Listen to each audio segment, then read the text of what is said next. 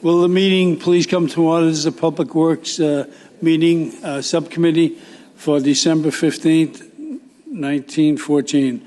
What we're going to address tonight is the Water and Sewer Summit. It's a question development relative to the water and sewer remedies with respect to the city's consent agreement. We're going to do this basically as an overview at this point in time, and then we'll address the first part of the year in length, because I think it takes longer than we're going to allocate this evening. So who would like, this is a council motion of Councilor Rigo and Redden. So we want to set up a date in the future which we can address all of these issues they brought to our attention. So Councilor Redden, would you like to start it off? Thank you, Mr. Chairman. Well, the purpose of this was so that when we do have our summit, so-called, right, that we make the most efficient use of our time by giving people a heads up with the kinds of questions that we have, not only us, but citizens, anybody have. And what we'd like to do is distill it down to the point where we have some really pointed and pertinent questions and not repetition questions.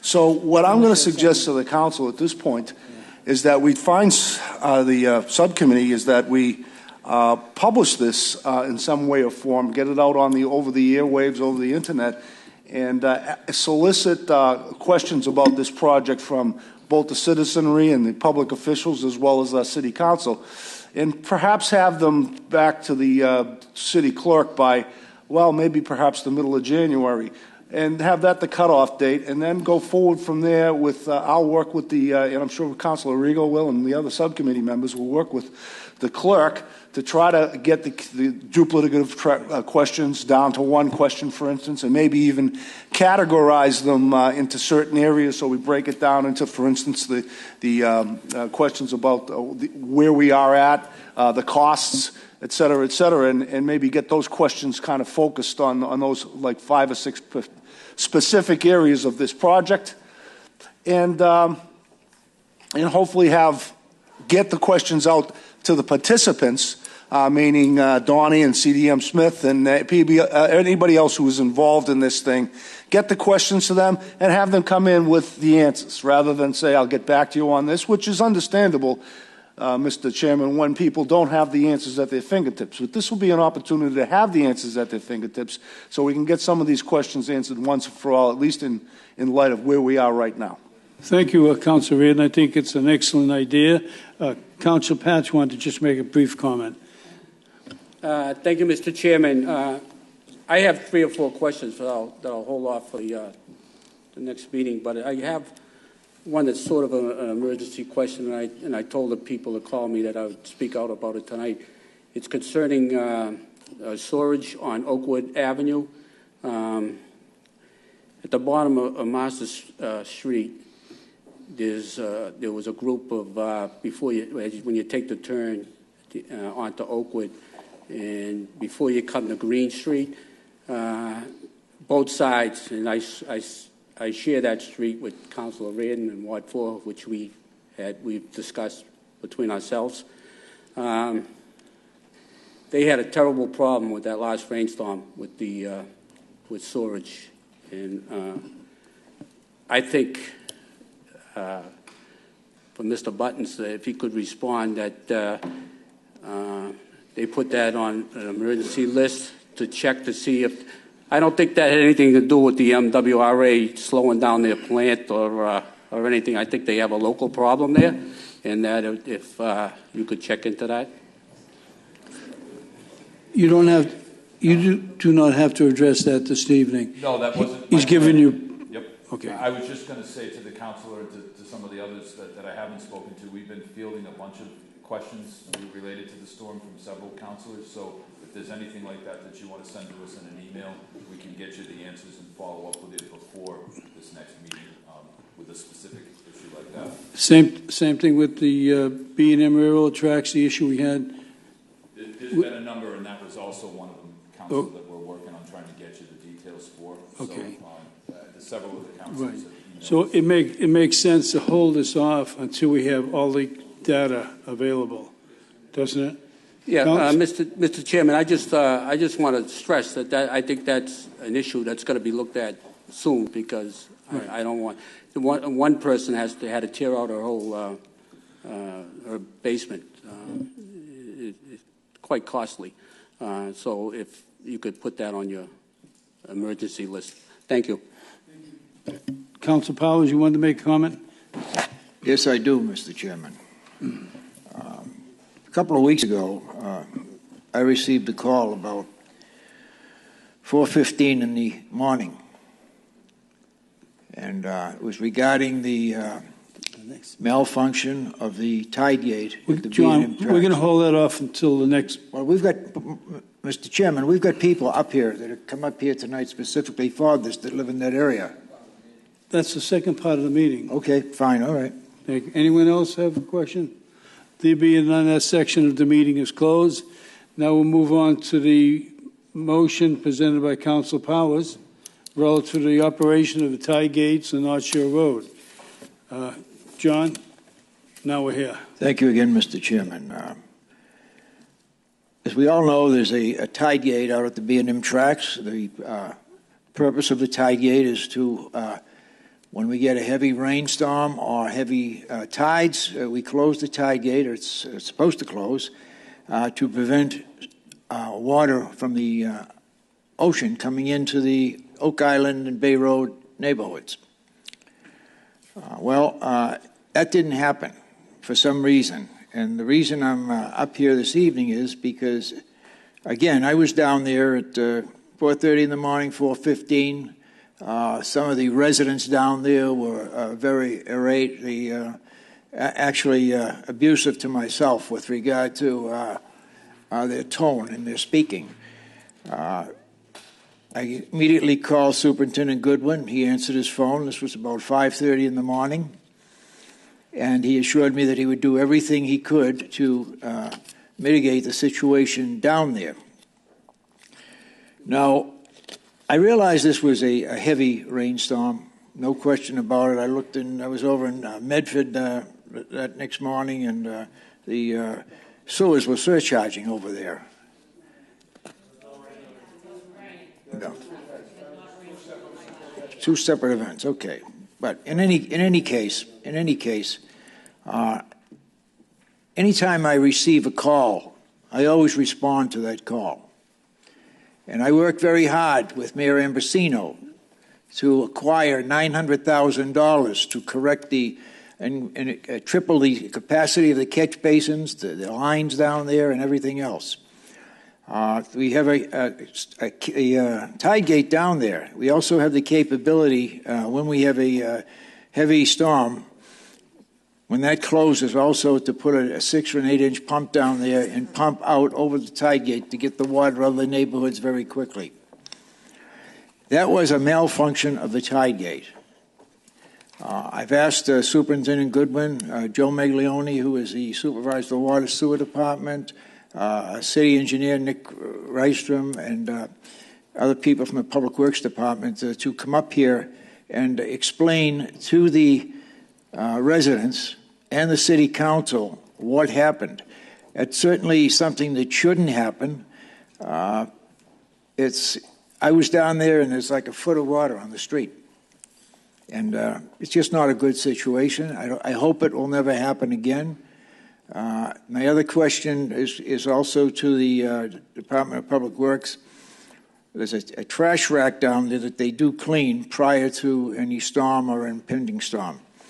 That trash rack sometimes will get clogged up because people in the area down there along that Eastern County ditch throw tires in there, batteries, pallets, wood, all kinds of debris, and actually help create the problems we have down there. So I'd like to have the superintendent, you want to come up, or anyone else? And Donnie, your name and address for the John record. Goodwin, 6 Lloyd Road, Northwood, Massachusetts. John, the base of it is it did fail. Nobody likes to wake up to a foot of water in the morning. We had a couple of different problems. We had a problem with the communication I generally, when the alarm goes off, if it doesn't get acknowledged by members of my staff, it immediately comes to my phone 24/7. Joe gets it sometimes. It just didn't come to us for one reason or another. We don't know why that happened. Right? So I don't even have an answer for that. Maybe Nick can talk to that to a certain degree. They're still looking into that. I think it was probably some type of software issue or something as far as the communication goes. But as far as the gate goes, the gate had a malfunction. It came up as a motor fault. We had the engineer from Weston and Sampson down there recently, and the gate is still not operational where we can turn it back on. The way the gate operates, for the benefit of the people in the audience, is that gate opens and closes twice every day. With every turn of the tide, that thing opens and closes. That was put in there to reestablish the wetlands that were taken away from illegal filling and people building in below sea level area. That whole backside of North Shore Road, that's on the easterly side of North Shore Road, is all below sea level. So without these gates, that water would come in and out of there in a constant fashion. So what it does is give us the benefit for flood protection when we know there's a storm coming, and it happens several times a year, that we go out there, we shut the gate, we use that area for compensatory storage, so when it does flood, there's no issue. The issue in this past storm on, Arcadia, York, Ellerton, that area was very, very minimal. It was probably the driest section of the city, to be quite frank with you, due to the fact that the new drainage system that was involved, we had the gate closed. There were other areas, upstream from that did experience problems that we're working on. The gate itself is racking. Why that is happening, we don't know. We try to get it going. It's cavitating as they're trying to operate it. So what we're doing is we're having the manufacturer come down, assess it, take a look at it, but it will not open until we know that mechanical malfunction has been resolved. At this point, that has not happened. So I really don't have an answer for the reason why it malfunctioned. All I can tell you is we will not open that back up. I sat with Matthew and Nick and John Doherty from CDM Smith.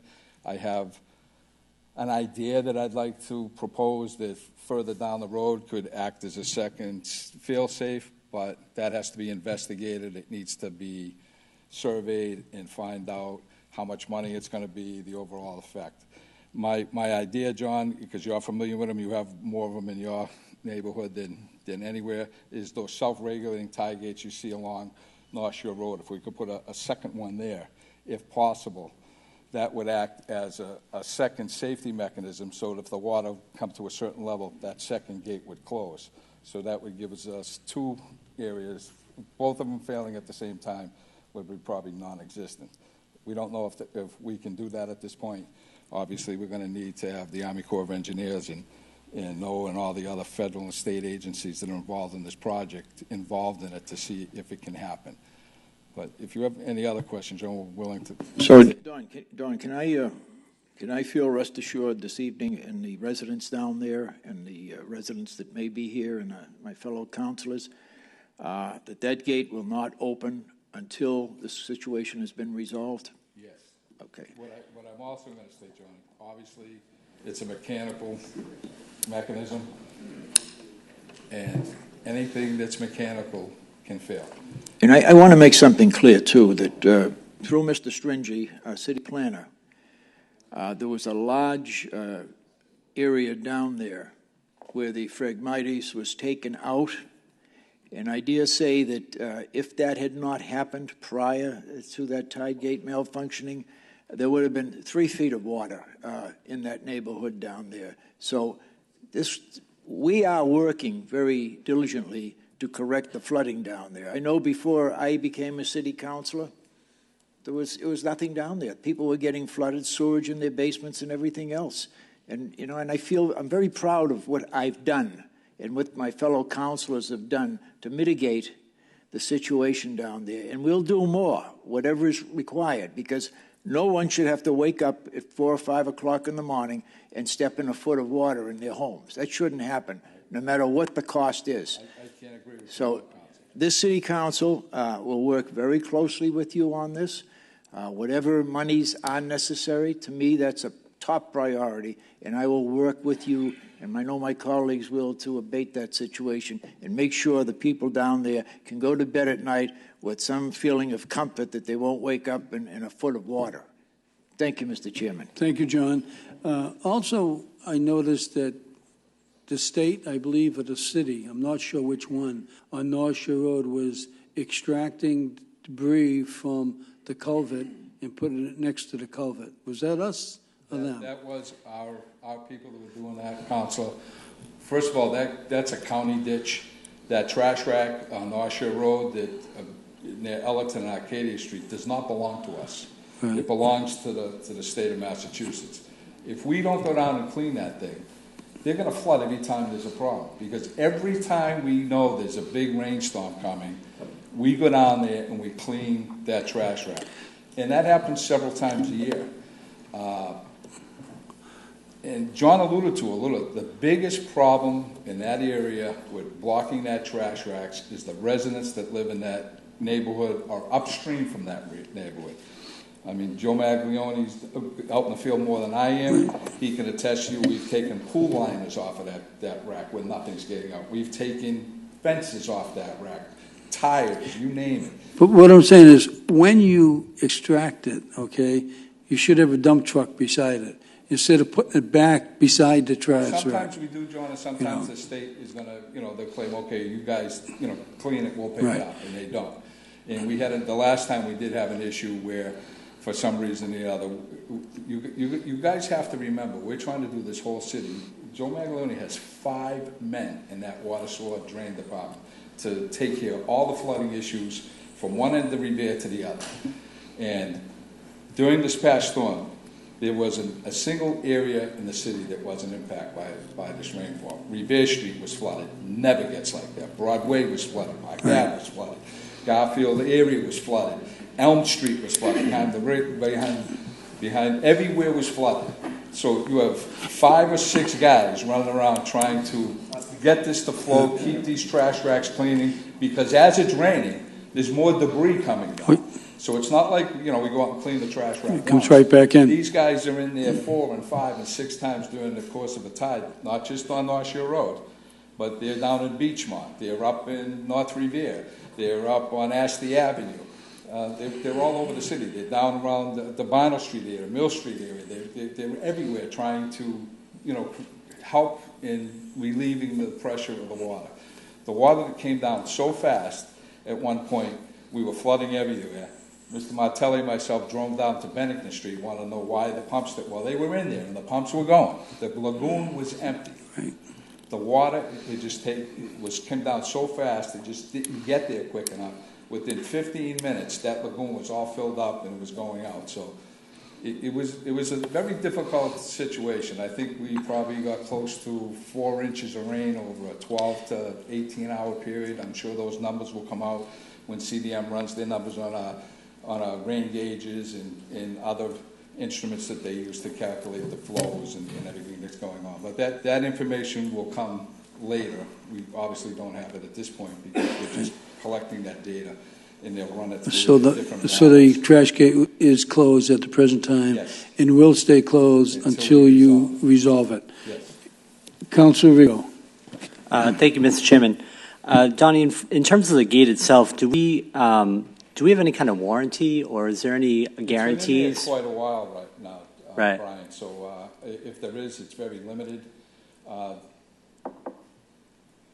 When it does work, it works great, and it works great both ways. It allows enough water in there to restore the natural environment that we destroyed in the past years by, allowing building and illegal filling in that area. That's why Mr. Stringy spent all that money taking all that land, that it's all filled. Right. So it's a two-part, there's 2 parts to this. It's not a flood control issue only. It's an environmental program to restore the natural habitat so that the fish can spawn and all this other things that go on. You don't get the money without that. Right. So it just so happens that it benefits us from a flood storage position because we have control over that gate. We can close it, we can open it, we can do everything we want with it. What we can't do is predict when it's going to break. Right. Right. So- And in terms of, so we've reached out to the manufacturer. They're going to come out and Yes. take a look at it. Yes. Do we have any timeline? Do you have a timeline on that? No, or- it's winter time. I'm not really too concerned about the growth factor with the Phragmites because it's, but Joe could probably answer that question more than I can. He was out there with the representatives this week and the past week, so he can answer when they're coming. I know he's setting up that meeting. And there are a lot of other issues that need to be addressed to make all this thing come in. It's a little bit at a time. Right. As John Powell said, well, I was the Ward 5 council before John was down there, so I know what happened down there. I spent a lot of time with the ward councilor before you, so Right, exactly. I know. So these are historical issues that, and when I go down there, I feel proud about it because, I sat with John and I said, look, these things don't go away. Right. The squeaky wheel is going to get the grease here, and it took, a lot on his part, my part, Mayor Ambrosino's part, Frank Stringy's part, people in city government to go after these dollars that, partnerships or outright grants, whatever.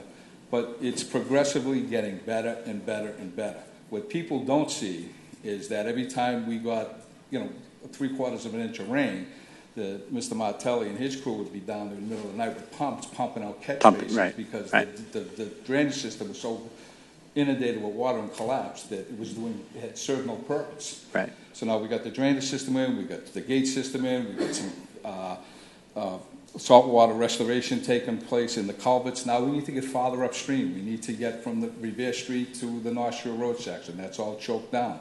These are things that we have to do.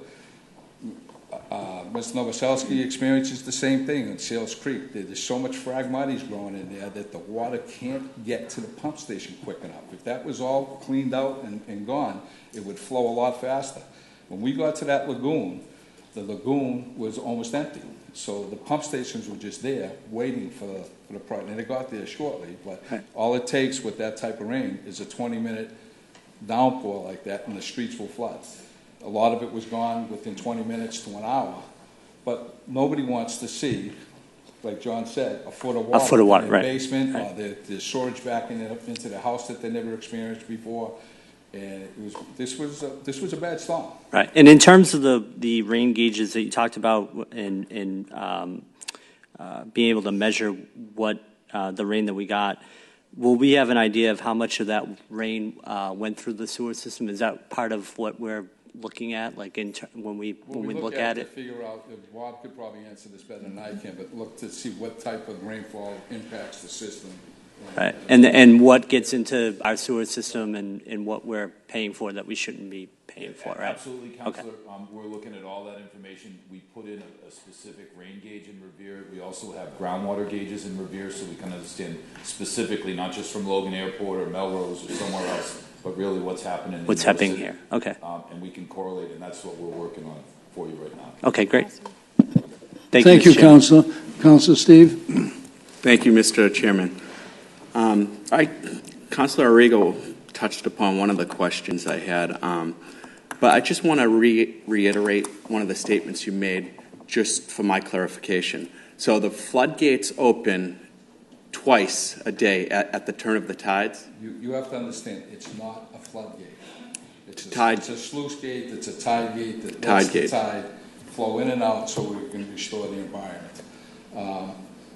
What it does have is a benefit for flooding because we have manual control over the gate that we can stop it at the B&M railroad tracks, as council suggested. And if it gets real bad, we can put a pump in out at that sluice gate and pump over the head wall, which gives us somewhat of a capacity. But quite frankly, in the storm that we had in the last week, that pump does very little. So it doesn't happen that often, but there are occasions where we have, on the smaller problem storm, it has alleviated a lot of the issues. But so what happens is we control when that gate closes and when it doesn't close during a storm. What people don't realize is that probably in the last calendar years, year, we closed that gate several times. They never experienced any problems down there. People only realize there's a problem when they stand in the water. They don't see that the other 7 or 8 times that the guys were out there doing what they had to do. This particular problem was a malfunction of the mechanics of the sluice gate, not the response time of the guys that are entrusted to make sure that the thing is closed. Because we have gotten alarms down there before. They get down there, they readjust it, they reset it, everything's fine. On this occasion, it just didn't happen. Oh, I'm not putting blame on anyone. No, I'm just Okay. trying to explain it for the edification of the audience, is that, you know, people realize what's going on when there's a problem. They don't realize what's going on to prevent that exact thing happening with several other occasions over the course of the year, because these guys are out doing their job. That was something that's caught them by surprise. And if there's any indicator of that storm last week, like I said, that neighborhood, because of all the infrastructure that Council Powers was able to get, was high and dry when everywhere else was underwater. Now, so they're manually operated. Yes. So then is there a sensor that shows the level? It can be manually operated. Okay. It normally opens on its own. Based on a sensor in There's the an level of elevation water? gauge that they use to the amount of water that they want put into on the upstream side of that gate.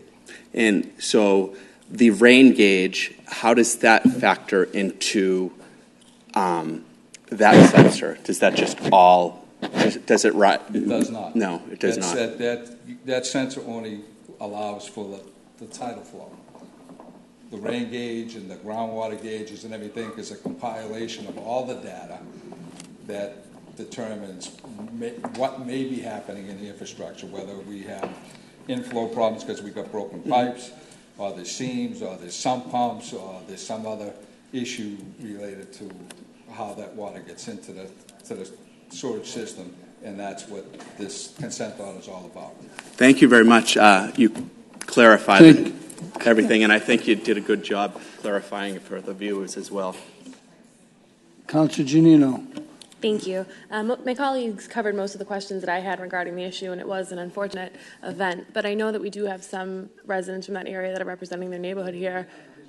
Awesome. I know we're running short on time, so I want to make sure that while everyone's here, they can get some of that out, because we have a great group of resources here. Thank you. Councilor Ganasso. Thank you, Mr. Chairman. Very quickly, the Atwood Street area is controlled also by this tidal gate? Self-regulated. And what role? Absolutely not. What does Martin Street? Martin Street is a different gate. Self-regulated. What happened there, Arthur, is it was so much water came down so fast, and when the tide was in, it just really had nowhere to go. I was out on Revere. I couldn't believe it. I was going to swim in it. Revere Street that flooded. I have never, in all the years I've been here, never seen that kind of water on Revere. But and also, in fairness to everybody, including yourself and your staff, I've never seen rain come down that hard and that quick in such a short period of time. The Martin Street gate is a totally different gate. It's a self-regulating tide gate. There are no electrical, mechanical operators, so it works on a swing gate with floats that maintain a certain elevation. What happens on a northeast storm, it pushes onshore, and it keeps those gates from opening. So if we were expecting on a normal day for that gate to be open several hours during the course of low tide, that might be restricted down to 4 hours, 5 hours, 6 hours. You don't know. It depends on the tidal surge, and it depends on the wind and how the storm holds on. That's what happened up at Town Line Brook. That's what happened at Martin Street. The tide just didn't go out, and on the second tide, when the storm subsided and the winds and the tidal surge backed off, everything just flowed right up. How did the Bryant Street area make out during this storm? And that was usually also picked up off the highway. Well, Bryant Street didn't have they used to have a lot of sewer issues down in that area. They did have some on Shirtliff and McKinley, but Bryant Street actually worked very well. We just had some, That's the same area. That's the same. Well, the problem, the thing is, Arthur, when you're going to hear, it's like, I know Brian, you're interested in what's going on at the Lily Park. CDM is going out there and finding the problems within the system. We go in and we realign it. So now we're under a consent order to make this happen. Make repairs. When they relined the pipe on Winthrop Avenue, all that water that you see in the park was going into the sewer pipe. Not only did they reline that pipe, they also relined the pipe on the interceptor on the Parkway, and before they came on board, we had done Haddon Street or Victoria Street. So there's nowhere for that water to go. So now that becomes part of the groundwater. And that's the issue with the Little League Park at this point. But that's happening throughout the city. We're getting calls every time we go in, we do investigations, we go into an area. I'm getting water in my house that I never got before because they don't have that outlet into the underground, into our storage system. So this just tells you how much water was actually infiltrating the system. And year after year after year, we're picking it off, and it's getting better. At some point, the drainage will be the next project. You have to give people somewhere to put that water. And there are areas in the city that do have insufficient drainage, and so that's all going to have to be figured out, how we're going to get this drainage in so these people can get the water to their... Thank you, Mr. Chairman, and thank you, Donnie. Okay, thank you, Donnie. Council Penta. Thank you, Mr. Chairman. I don't know how you handled that water the other night.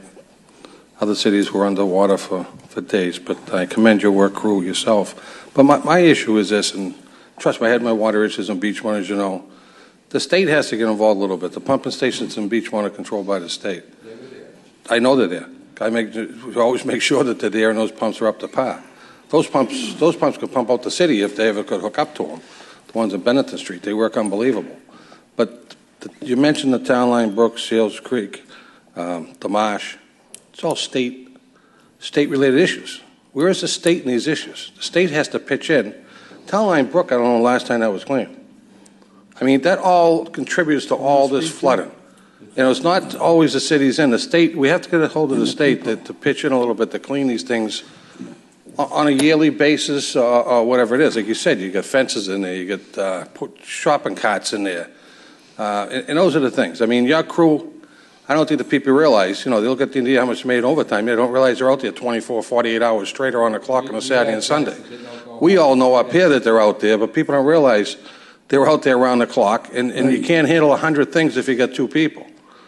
You handle two at a time, and by the time you get to them. And it is frustrating. It's frustrating for your work. It's frustrating for us. I'm sure the mayor must have got 1 million calls that day. Yep. And, and you handled it. I think you did a great job. Because, I mean, the people that called me, called me back and thanked me. So I know someone showed up there. And, it might not have been that first hour or whatever, but they got a call. They got someone showed up, made sure that, they were taking care of everything else. I want to commend you for the job and stuff, but we got to get the state involved in doing their share on some of this stuff, because, I mean, you guys just can't do it all. But thank you, Mr. Chairman. Thank you, Mr. Penta. Councilor Ivan Novoselsky. Thank you, Mr. Chairman. Mr. Chairman, through you to Superintendent. I had two issues at the last storm. One was on Avalon Street, which was just regular drain water.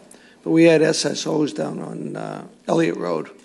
Now, I actually walked behind Standish Road down by Porter, and I was surprised to see how open the county ditch was back there, behind Standish Road.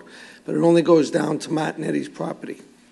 So I think that may have been, excuse me, one of the issues of the water not draining out to North Shore Road and down there. When are we going to get Northeast Mosquito Control or someone to get down there and start dredging the rest of that property? This has been the game changer. A few years back, the DEP and the EPA do not allow you to go in and excavate and sidecast, which means we used to take the dirt, the soils, the phragmites, we try to take it away. Any of the silt and stuff like that, we try to build banks to make it kind of bigger for more capacity, but it washes back in. So now what happens is they make you take it to a landfill. So now MBTA, the old MDC, currently the DCR, the Mass DOT, all their drainage ties in with the city drainage in one capacity and another.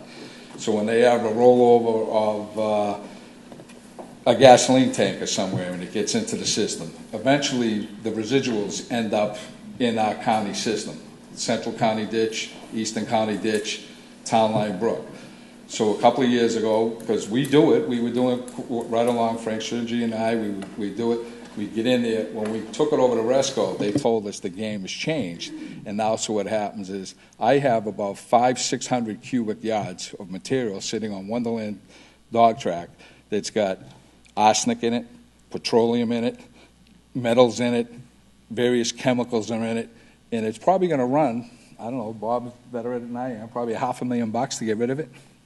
So mosquito control will not go in and do this work for us anymore until there's a program in place to take that material to a certified hazardous waste site.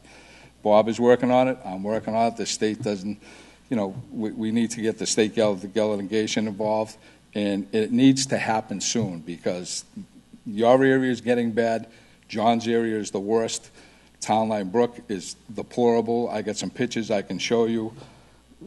It's incredible. When you see these pictures, you won't believe it.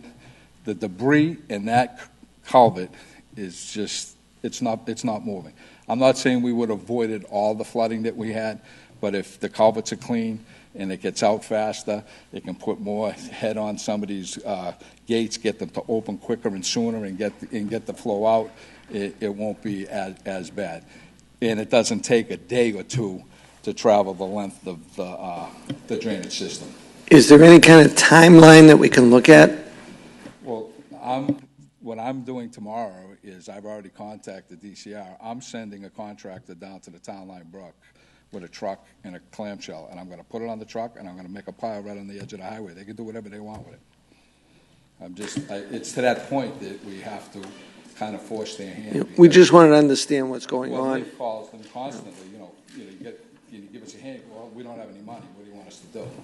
That's the answer you get from the state. But another state agency will turn around and say to us, you have to do that, or we're going to do this to you, we're going to do this to you, we're going to do that to you. Yeah, we get the shot end of the stick no matter Let's what. get back to the North Thank you, Shore Mr. area.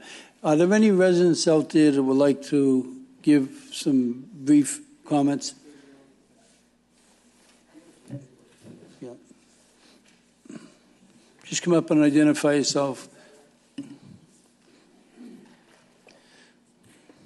My name is Ann Strotcher, and I live at Leonard Road, number 1 Leonard Road. The water, okay, it did come a lot with the rain. I understand that. But we had sewerage. We had the manhole in the middle of Lawrence Road and Leonard Road. It was like an oil gusher coming up. Now, I saw that 18 years ago when I lived there. And that was 9 inches of rain when that came up, that sewer. And, of course, I got 2 feet of water in the house, which the whole first floor was destroyed. Okay, since then, we haven't had any problems there. 2 weeks ago, we had another problem. Same sewer coming up. I mean, they've been working on the sewers. Why are we getting this problem now again, after 18 years?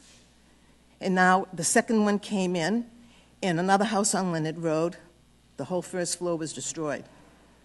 I mean, is there anything, is this got to do with the gates, the backup? What? Why is the sewer coming in like this? What's going on is the company is, Don, you want to briefly? She has a legitimate point in question. Right. I do know, obviously, it's a multitude of things. There's no one single issue that causes this all to happen. They've investigated that area this year. So the part about relining or whatever potential project that will come down, once they get the film and they see everything, then we'll come out next year or this year with a proposal to line or fix certain pipes or fix certain manholes. The other thing is, why on TV, I hope a lot of people are watching.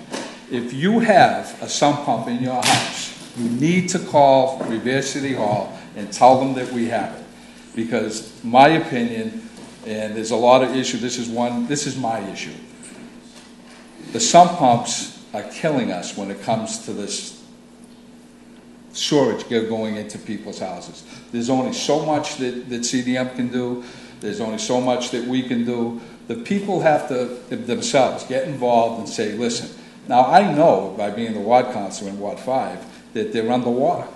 when we dig down there and get a water break, we have to stop at high tide because there's so much salt water coming up out of the ground. Well, these same people have basements, they have sump pumps, so the water doesn't just come in during a rain event. If you have a very high tide, I'm not saying it's a lot of water that would impact SSOs, but when you combine those pumps with the rain, with everything else that's going on, that's what's creating the SSO. So your next door neighbor could be getting storage in their home because you have 2, 3 sump pumps in your house, or there's 4 or 5 on that street, and they don't have one, or they don't have a backflow preventer to prevent them from coming into their house. People have to get active. The sump pump amnesty program is in place because we want to help people. But when that amnesty program is over and we start going out on the enforcement aspect of it, you will be paying for all of this and you'll be taking fines on this your own. So you're only going to hide this for so long. We are going to find it. It's just a matter of time. The program is being implemented in stages. They're doing inflow work, they're doing pipe relining, we're doing pump station repairs. There's a multitude of things that we're doing. It's not one issue, but all those issues combined create this SSO situation that we're having. And we're working as diligent as we can, and it's a very costly program. And it's not going to get any cheaper. And the longer the people keep those sump pumps in their houses, the more their water rates are going to go up, because that's how we pay for the program. So people need to be aware of that. CDM sent out flyers, we sent that out in the bill. And I know, just on the number that we've gotten through Nick's office, we haven't scratched the surface on the number of sump pumps that are out there. So that's the big issue, combined with all the other issues that we've had with the lack of maintenance and the lack of upkeep on our system. But when you put all those factors together, that's why we have a consent order. Let me see if people, come on up, please. We also have the mayor in attendance, Councilor Rizzo. Mayor Rizzo, welcome. Yes, name. My name is Karen Landry. I live at 104 Bay Road. I understand that there was a malfunction in the tie gates, but there's also 2 different issues that happened within the last couple of weeks. The first issue is that on 11/29, which was a Saturday morning, I and other people in my neighborhood woke up to about 2 feet of water in the basement at 5:30, which is, I think, what John Powers was talking about. Right. That's the first issue. The second issue is a week later, on Tuesday, the sewerage came into our basements because of the backup of whatever was happening in the city. So that's 2 different issues. On the day of the flooding, there was no rain, there was no snow, there was no storm. It was a surprise. We woke up and there was water in our basements. I'm dealing with that now, and at this point, it's happened. My question and my concern is, I know the tide gates are closed now. They're not going to open again at this point. My concern is, if it were to happen again, I called 3 different people that morning with no help. The fire department came down and shut my electric off and my gas off, but couldn't pump the water. So I'm standing in 2 feet of water with no electricity, my pump's not working, and no help. Right. As Donnie mentioned, the staff was out, but they were not in your particular area. So I guess my question is, if it were to happen again, as a citizen, who do you call? Where do you go? Who comes to your home? You should always call the DPW. And I did, Right. and no one came. Right. Well, you have to, it's an answering service, I'm sure. I do understand that, but then there was no Right. Donnie? follow-up. That particular day, she's correct, Bob. Yeah. We're not in the office on Saturday night. Right. I didn't even get a call. I know all these guys never got a call, so that was talking about. There was a malfunction you were talking about? Sometimes probably a software issue. The issue with the tidal water, when it comes in, not the water that goes into the basements, obviously, but the water that's in the streets, is that we can't do anything with it till the tide goes out. There's nowhere for it to go. That's the level of the ocean on your street when that tide gate is open, because that area is below sea level. So the front of the beach is at this elevation. Actually, the westerly side of North Shore Road is a higher elevation than the easterly side toward the boat. So once that water gets through that second gate in John's area down at the end of Ellerton and Arcadia Street, there's no stopping that water.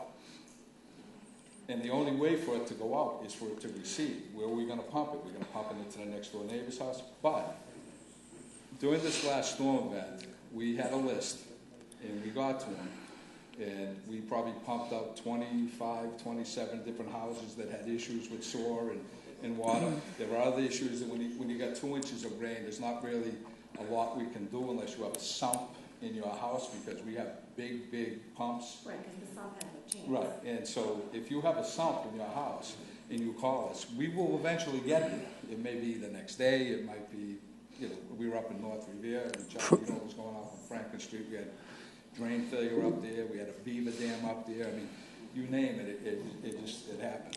It took us 2.5 days just to pump out Clinton Street and Franklin Street and all the homes up in that area. They were underwater for 2 days. Wow. And the system was taking the water. It was just so much rain, and it gets down into these bowls. But her situation is, it's 2 different issues. She had an issue because of the tide, which is, there's nothing we can do. And on the shore side, there's really not much we can do until it's over. But why that's happening, we can't help you get a pump in there. Is there much infiltration of the system? It's just so much pressure on the system. Right. If you're in a below sea level area, you really should have a backflow preventer on your house. Not this All houses down there should, without Should, question. but Absolutely. You have a backflow preventer? No, I don't have a black line in the sump pump in Right. the basement. Yeah. So But I've never been the flooded, sump, right, the sump pump is for the water. The backflow preventer is to stop the sewerage from coming in. coming into your home. Right. Which, because in a lot of those areas, those were summer homes, the infrastructure wasn't put in there so that you got to pitch into the pipe. It's very level with the street. And so when that pipe just fills up, it doesn't even have to come out of the manholes. If your pipe is not coming in on an angle, if you're coming straight in, if you're at the same level of that pipe, that's going to back into your house. So that's why they need a backflow. I want to thank everyone for coming here this evening. I believe this is the first step. Once we have the summit, I think we should have more information pertaining to the backflow preventives, the neighbors throwing trash within the stream. And I think you people should be aware that you should really notify the city when you get some illegal dumping going on, because that's going to affect you without question. One last comment, John. Mr. Chairman, I just have a comment for the residents down there. Anyone that has an apartment that is below the ground grade should have either a check valve or a gate valve in that apartment. I have one in my home. I live on the Ponce Street. When there's an impending storm or there's water coming in there, you turn that gate valve, you close that pipe down, so nothing is going to come in there. You want to speak? Also, Donnie, just one question, Donnie. The down on Jackson Street, we have a pump down there. Yes. Is that pump working adequately? Yes, but let me say this about the Jackson Street pump station. The Jackson Street pump station is only to handle water that gets into that creek. The biggest problem with that culvert is, once again, the people that live there. Everybody's got fences in there, filled they in. got sheds in there. They're storing stuff in there, and you get an overgrowth of grass there in the summertime, and it's difficult to get in there and clean it. But that pump station is not designed to handle all the water that's going in there. Just now, the surface people have water. been very cooperative in that area where they take their sump pumps and they put them out the back and they get it into the culvert. But if you have, and that's all we have, we only have 2 1.5-inch pumps down there, and you probably have 20 3/4 inch to 1.5-inch pumps pumping into that culvert at the same time. So to evacuate that water, that thing will fill up, and it will only evacuate once the rain stops. Thank you. Thank you, Councilor. Mr. Mayor, would you like to speak? Yeah. You know what? We have I'm more concerned about like the elderly women. Can they call us on the automatic phones if the floodgates aren't gonna, like when they, you know how you when the storm's coming? Code red or something. Yeah. Like, call me and Margie because I'm disabled and she's elderly and her daughter. You don't know who is elderly. That's the problem. Yeah, well, see, if I can just say something. Dan? Yeah, and that's an excellent point. And we do utilize Code Red whenever we can. And if you're not signed up for Code Red and you live in flood-prone areas, you should definitely sign up with the city on our website. that when that tide gate failed and flooded out the neighborhood, that was a combination of malfunctions. First of all, it was the gate, and then the alarm didn't notify people that should have been. So, and that would have given us the ability to at least do a code red to let people know, although I'm not so sure, other than, shutting down that gate manually, if it would have, how much it would have prevented. We are looking, I've said this for a long time, even as a counselor. Living on the water is both a blessing and a curse. It's beautiful to be close to the ocean, but the reality is, unfortunately, there are high rainwater events that are, in this case with the tide gate, things that can really cause a real problem. We are going to be looking at putting a second tide gate at North Shore Road, and we need to kind of figure that out. I know I've had conversations with both Donnie and CDM Smith about having a backup gate so that something like what happened on that Saturday morning doesn't happen again, and especially if it happened on a Monday, a Tuesday, a Wednesday, a Thursday when people are around, maybe it could have been a different result. This happened to happen on a Saturday. So we need to be, a little bit more forward thinking and start thinking about, maybe having backups similar to what residents should do and having a gate valve or a check valve to prevent that sewer backup. Because the sewer backup, this storm we had last Tuesday was, I think, the 8th highest rainfall that we've recorded in 70 years. So, there are some storms that we're just, in terms of how compact it was and how much rain in that time. So, there's going to be some storms, no matter what, that we're just not going to be able to handle, no matter how much money we spend. Those are just these, catastrophic type events that we try to do the best we can and manage with either sump pumps or however else we can. Our DPW, and I appreciate Councilor Penta mentioning the fact that he did receive calls of gratitude. They try to get out to everyone they can, but you got to, unfortunately, if 100 people are calling, there's not 100 trucks and 100 guys. We're just not that size city to help accommodate that. My heart goes out to people that get impacted, and it's one of the reasons why this city council and we historically keep investing back into the system to try to fix these problems that landed in our lap that are 100 years old. There was never an investment in infrastructure in this city for a long, long period of time, and now that's the reason we're under a consent decree, because the EPA and the DEP recognized this city had not been making the investment that we were supposed to, and so now we're all saddled with spending millions and millions and millions of dollars to try to fix these 100 years worth of problems. But I certainly don't want residents to think that we don't care about the problem. Of course we do, and we're spending money, to try to fix these issues. But, issues like the malfunction of a tide gate, that's something we could have, it was unforeseen. We're gonna be working on a backup, and these high rain events, those we deal with as best we can. We're going to aggressively, we have this amnesty program right now where people that are illegally hooked up with their sump pumps, that they're pumping their drainage into the sewer lines that's causing these surcharges. We're telling them, we're going to help you with that now. We're going to help you. We're going to pay for that. We're going to help you get out of the sewer system, but there's going to come a point when that amnesty program runs out, and then people are going to be paying serious fines. So if they want to continue to pump their drainage into the sewer lines, there's going to come a point when not only are they not going to be able, not only will the city not pay for that anymore, but they're going to incur some serious fines because they're impacting people like that have to have sewerage in their basement, not through their own fault, but through the fault of people that are pumping into that sewer system. So, okay? Thank you, Mr. Mayor.